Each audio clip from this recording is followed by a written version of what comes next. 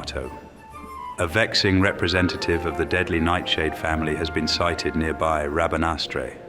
Thankfully, it is apparently a rogue, outcast from its kin, a stranger in a strange lance, no longer possessed of those deadly powers it once wielded with impunity. In its loneliness, it has taken to attacking travelers and merchants, and so did Tomaj, an associate of Van, post a bill for this mark. Atomos, being a mutant Slavan, its body encrusted with all manner of precious crystals. With the passing of months and years, the impurities in these crystals are gradually absorbed by the creature, purpling their natural ochre hue to beautiful effect. These crystals are traded for a high price, making their bearers the target of much overhunting by soldiers, tasked with acquiring funds for Arcadia's war effort. So have these Slavan learned to fear and attack men, and for this reason was a bill for this mark posted. Thextera, what changes can sudden mutation work on something as common and otherwise unremarkable as a wolf? It is thought that a diet of creatures rich in mist caused these mutations, though little is known for certain. Recent attacks on mercantile caravans inspired a concerned merchant to post a bill for this mark. Roblon, being a magical construct of iron, faithful to its master always, heeding neither call nor command of any other. This method of control is called Morgan styling, after the famous golemologist Morgan. This particular golem is the creation of the great man's son, who was lost in battle soon thereafter. Now his Roblon rampages, masterless, wild, and newly marked. Flowering cactoid. How is it that such a beautiful blossom might bloom atop such an ungainly cactoid? Verily, its beauty is more than in its appearance, for the blossom is valued as an ingredient in salves, and further prized by collectors for the rarity of its flowering. Amongst the cactoids, the red bloom is the mark of a leader, and the focus of much respect and adoration. However, to the villagers in the Dalmasca Estesand, it is merely a mark. Braig, fearsome stallion burning bright in the jungle of the night. It is thought this fell equine was created when lightning struck a nightmare lodging a lightning elemental within its form. Its supple, metallic hide is a fantastic material, being at once both flexible and hard. Recent incidents involving attacks upon trading caravans led one victim to post a bill for this mark. Wraith being an undead horror, appearing quite suddenly in the Garamscythe waterway to terrorize those who venture near. It is said wraiths are the coalescence of the lingering regrets of those who perished in a tragic accident during the waterway's construction. Many of those who died were fathers, and their thoughts for their sons and daughters caused this creature to appear most often near children. A woman, worried for a frightened child, posted a bill for this mark. Dark steel, being a variety of titantoirs, so rare as to be near extinction, having a great shell, its destructive nature and violent tendencies toward man and other creatures, practically anything standing in its way, have earned it a reputation among travelers as a scourge. Thus did an anxious wayfarer post a bill for this mark. A nidhogg, formerly living in the depths of the Lusu mines, this creature was ousted from its lair after it was defeated by an antlion in a squabble over territory. Of late, this nidhogg has appeared near the collection area, where it pesters and annoys the mine workers. It was one of these sorely harassed folks who posted a bill for this mark. Viral, being a variety of the dragon Evis, with scaled of an exceedingly hard nature. The material of these scales is known for its smoothness and durability, as well as its surpassing lightness. Though normally given to lurking in mountain passes and the like during rutting season, the worm expands its range and becomes rather hostile. A victim of the creature's attacks, one Vieira wayfarer, posted a bill for this mark. White moose. Rarely during the little understood process of subdivision by which flan multiply, a flan of purest white is born, this being the white moose. Known for its tendency to swallow prey whole, its digestion requiring no masticatory assistance. Posted as a mark by a certain moogling moogle who lost an article of some value. World destroyer, dragon of ruin, thus was this fell creature called in a kingdom now lost in antiquity. According to noted tale-teller Fulmon, The people of this forgotten land challenged the worm countless times, sealing it at last within a holy shrine at the cost of many lives. It was Fulmon who posted a bill for this mark to ascertain the truth of his theories. Ring worm. Once a legendary worm, in servitude to a righteous king. But this king, fearing its violent, untamable temperament, employed a ring of binding upon it, imprisoning the creature within a howling sandstorm. Now, many ages later, the bonds upon it have been broken, and within the sandstorm the worm rages. The resistance forces training in Dalmasca Westersand have deemed the creature a clear threat to their operations, and thus have issued a bill for this mark. Overlord fearsome are the indescribable, formless horrors. Yet more fearsome still are those who mock the form of man, such as this headless giant living in the darkest reaches of the cave palace, where no light ventures. Originally, a two-headed guardian of the gates of hell, its fortunes changed when one head turned against its master, and both were taken in punishment, its body then being cast upon the earth to suffer. It is said that only a true warrior may best one of these, and so did a Sikh post a bill in hope of finding a true warrior to act on his behalf. Wyvern Lord. This winged monster was sighted by Imperials investigating the Namyensa Sansi, left unpatrolled since the fall of Rabanastre. Several incidents involving damage to property have resulted from its violent disposition and tendency to strike anything that moves. Bill posted by a well-meaning Imperial soldier seeking to ensure the safety of the city. Goliath, a magical fiend of great size, appearing sometime after the destruction of Nabudis.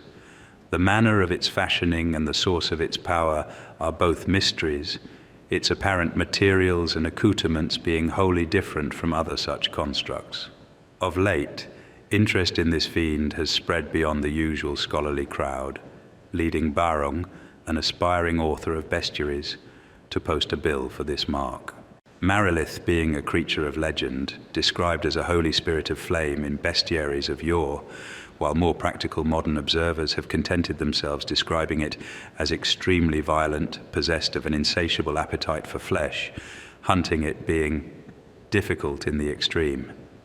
The viscous secretion of its scales is comprised of an alcohol hot as flame itself, and possessed of much alimentation, being therefore prized above all else as an ingredient in the fermentation of fine serpent wines. The proprietor of a tavern known for exotic potables posted a bill for this mark. Death Scythe. Being a reaper, born of the abiding regret and lust for vengeance, felt by those warriors who perished in the destruction of Nabudis. It remembers its patriotism, even in undeath, and so appears in dreams, speaking words of doom to those who would disturb the palace. The merchant Popple, who most unwisely looted a corpse in the necrohole, has issued a bill for this mark so that he might again know sleep's sweet embrace. Enceladus, elder species of Slavan, grown enormous over long years of evolution. Portions of its body have petrified even as it lives, becoming hard as stone. The many swords and arrows lodged in its hide much resemble those employed in ancient warfare, testifying to the long, difficult life led by this creature. A group of Garif curious to see a clan hunter first-hand petitioned for this hunt. Death Gaze. Being a giant dragon of a rich violet hue, spending most of its life in the rarefied airs above the clouds, only appearing before men when its territory is threatened. Though incidents involving airships were once quite common, of late the great worm has only been spotted at a distance. A boy traveling with his family posted a bill for this mark. Crocodile once found over much of Ivalis, its numbers suffered greatly during the time of the glaciers, when the animal population dwindled, starving it of the large volume of food necessary to support its massive bulk. This specimen mistook a ring for its favorite morsel, the glittering glowworm, and so did the ring's former owner post this bill. Diabolos. What strange change does magicite work on creatures, a perfect example being this gargoyle of the Lusu mines. Its form inspired the commonly held misconception in Bujerba that the creatures in its magicite mines are visitors from another world. The bill for this monstrosity has been extant for some time, yet none have appeared to answer it, and so it remains, though the petitioner's identity be long forgotten. XII, our tale begins in incident. The slaying in cold blood of many Garif, a people as a rule content to live and perish in nature's embrace, by imperials for their opposition to an imperial magicite mining operation, the fierce hatred of the slain. Garif towards their slayers gave rise to this monstrous spirit. Having long forgotten its purpose, it now attacks all men it finds. Unable to strike at their own ancestors, the Garif posted a bill for this mark in hopes that a hunter would aid them. Piscodemon, being a Numo male, fallen into dark, sorcerous ways, and so banished by the Grand Kiltias Anastasis as punishment for his, now its, desire for ultimate power in Geruvagan. Yet the strength of the wards placed upon it failed with the passing of Anastasis, and its power returned. The Mark's twin, living on Mount Baromisach, petitioned the hunt for this creature, feral retriever. Being a rare strain of curl, surpassingly large in size, living in Paramina Rift. Once raised by man as hunting partners, they are now wholly feral and known to dissent from their mountain abodes during mating season, when they are more than usually violent and easily provoked. Several refugees making their way toward holy Metbur Omizach have been attacked of late, and so a concerned Kiltias on the mountain posted a bill for this mark. Wild Marlborough, being a mutant. Form of Marlborough, one of the few remaining in the Feywood, distinguished by its foul breath, which is several times more rank than that of the typical Marlborough. Generally regarded as a threat to the delicate balance of life in the wood, the Vieira have watched it with great disapproval.